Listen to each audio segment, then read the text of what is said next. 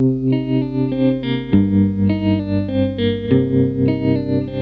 comunica a los medios de difusión el accidente acaecido del avión Douglas C-47 TC-28 de dotación de la unidad, en las inmediaciones de la torre de vuelo del taller regional. El despojado y aséptico comunicado extraído del libro histórico de la unidad militar solo narra cablegráficamente lo ocurrido. No refleja ni el dolor de toda una familia cívico-militar, ni la imborrable sorpresa de los testigos directos de un episodio impensado, ni la conmoción de una ciudad. Yo estaba casualmente en la pista, no precisamente en la pista donde aterriza el avión, sino enfrente a los hangares, digamos así a una distancia de aproximadamente 200 metros del lugar donde se estrelló el avión. Yo estaba en el otro hangar, ahí cerca, y apenas cayó sentimos el ruido. Los seres queridos que esperaban el regreso del avión de la tarde intuyeron la tragedia. Madres e hijos sintieron sobrevolar anticipadamente el desastre. Y en mi casa a la noche ya estaban todos los familiares de él, porque él tiene familia acá en Río Cuarto, amistades nuestras, que se enteraron por la radio, decían, che, a mi niñito me dijo que se iba a Buenos Aires, a mí también, y se fueron comunicando y fueron llegando a la base. Recuerdo el paso del avión, que era un color plateado, lo recuerdo hasta el día de hoy, decía DC-3 atrás, eso me acuerdo patente. Recuerdo el momento cuando el padre Martorelli me está dando la noticia. Recuerdo que decía la formación de los militares al lado del féretro, y lo que me quedó grabado hasta el día de hoy, que cada vez que me sucede o que voy a un acto tocan el toque de Diana, ese que le llaman, eso me quedó muy presente. Para ellos, la herida jamás cerrará. Seguramente no. Unos por proximidad, otros por ese amor eterno.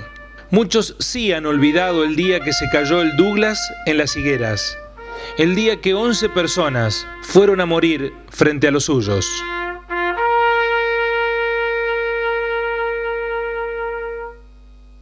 En ese momento venía una señora corriendo, pasaba por frente de la torre de control preguntando qué avión era el que había caído, y era la esposa de uno de los pilotos. La bucólica tranquilidad de la unidad militar no nos permite imaginarnos el torbellino de gente corriendo hacia la columna de humo, de ambulancias a toda velocidad en una búsqueda esperanzada, de civiles y militares desesperados porque no sea lo que fue. Vamos a encontrarnos con el hijo de una de las víctimas en el lugar donde estaba jugando el día más triste de su vida. Tenía tan solo 9 años. Es algo que no se deja de pensar nunca, porque bueno, fue muy vivo todo, ¿no? Bautista vuelve con nosotros a la casa 33 del barrio Aeronáutico, donde disfrutaba la felicidad de la niñez. Entramos en la vivienda de la calle donde eran vecinos 3 de quienes volvían en ese avión. Bueno, al momento de ocurrir el accidente, yo estaba en la cocina con mi mamá, me estaba dando la merienda y a su vez estaba estudiando. Bueno, sentimos que pasó el avión y después de unos minutos, no recuerdo cuántos, pero no fue mucho, sentimos la explosión, todos corrimos hacia el paredón, casualmente allá había un frutal, y bueno, lo subimos al frutal y de ahí vimos el accidente, que está a 400 metros más o menos del lugar. El suboficial Nito Mario Bautista era oficinista en la jefatura del taller regional. Tenía 35 años y había viajado a Buenos Aires a hacer una comisión. La carta de vuelo de Nito estaba marcada. Viajó en lugar de otro. Y por estar con su familia, no aceptó el convite de un camarada para quedarse en la capital federal. Y en Buenos Aires encontró de casualidad, porque fue una cosa también sin esperar, un compañero de él de que hacían 16 años que no se veían, que habían estudiado juntos. Entonces le dijo, quédate, yo te voy a llevar a conocer a mis chicos, mi señor. Dice, no, me voy porque está mi suegro. Y bueno, y se vino. Las tragedias suelen eslabonar de manera azarosa a sus protagonistas. Los diarios de la época aseguran que el primero en llegar al avión accidentado fue Heraldo Beruti, entonces su oficial ayudante. Tenía que hacerlo yo ese vuelo. Y le pedí por favor a un suboficial, que es el suboficial Bautista, que por qué no iba él, porque yo que tenía otros compromisos. Y me dice, sí, bueno, yo voy a ir. Y eso me quedó, me salió yo y se mató él. Si no, tendría que haber volado yo ese día.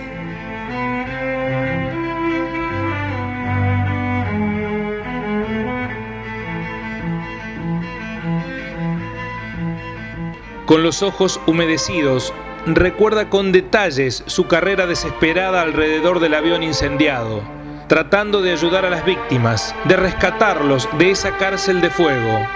Entre ellos, el padre de alguien muy conocido. Yo empecé a correr alrededor del avión, desesperado, para ver qué es lo que pasaba, dónde estaba la gente. Entonces vi un señor que resultó ser el suboficial mayor Lagos. Ya estaban las llamas cerca del cuerpo de este señor. Mi papá era mecánico, por lo tanto siempre viajaba en ese avión. Iban al Palomar y de ahí tenía familiares en Buenos Aires. Mi padre tenía todos los familiares en Buenos Aires y siempre viajaba en ese avión como mecánico. Era una pasión. El suboficial mayor Héctor Ricardo Lagos era el mecánico del avión. Tenía 38 años. Hacía 15 que estaba en el taller regional. Había nacido en Junín. Llegó destinado a la ciudad y aquí contrajo matrimonio con Nélida Beatriz Correa, con quien tuvo 2 hijos, José Ernesto y Griselda Beatriz. Lago tenía 8 años cuando perdió a su padre. Yo lo recuerdo muy bien a mi papá. Mi papá era un gordo como yo, bonachón. A mí me iba a buscar cuando estaba en Río Cuarto todos los días al colegio. Recuerdo que me llevaba yo en el hangar de montaje 1 que se llamaba. Yo pasé muchísimas horas de mi vida. El avión estaba afectado al servicio de STAM, Servicio de Transporte Aéreo Militar. Había partido el domingo por la tarde hacia Buenos Aires. De regreso, traía menos pasajeros.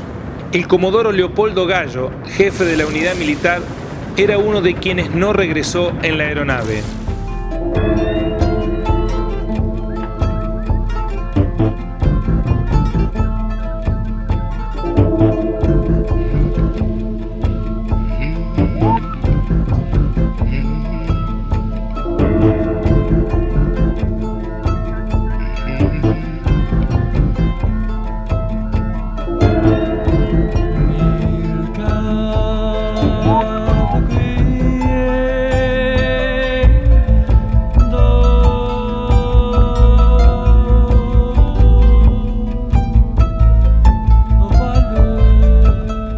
Todos murieron, pese a ser los ocupantes de un avión considerado altamente confiable y de baja siniestralidad. Eran totalmente seguros, eran fáciles para volar, para el vuelo, no necesariamente teníamos que tener una pista de hormigón para aterrizar, lo hacían en pistas terrestres, con carreras cortas para el decolaje como para el aterrizaje. Los Douglas DC-3, haga de cuenta que son los Forte, eran segurísimos 100%. Son los caballitos de batalla. Todavía hay muchos aviones DC-3 que están cumpliendo misiones, varias, en todo el mundo. Con eso lo digo todo de lo bueno que son esos. El Douglas C-47 era la versión de carga del DC-3. De fabricación estadounidense con origen en la década del 40 del siglo pasado, la máquina de construcción metálica era propulsada por 2 motores de 1200 HP. tenía un largo de 19 metros, una envergadura, el ancho de alas, de 28 metros y un alto de 5 metros. Era el avión que tenía la unidad acá, el avión de carga, un Hércules en potencia era el Douglas. No, era confiable. Un avión similar al siniestrado es hoy el más visitado del Museo Tecnológico Aeroespacial.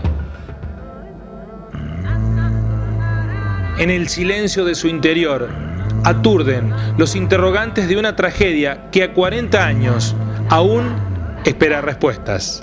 Es muy posible que sí que se pudo evitar, sí, porque no hubo ninguna cosa anormal.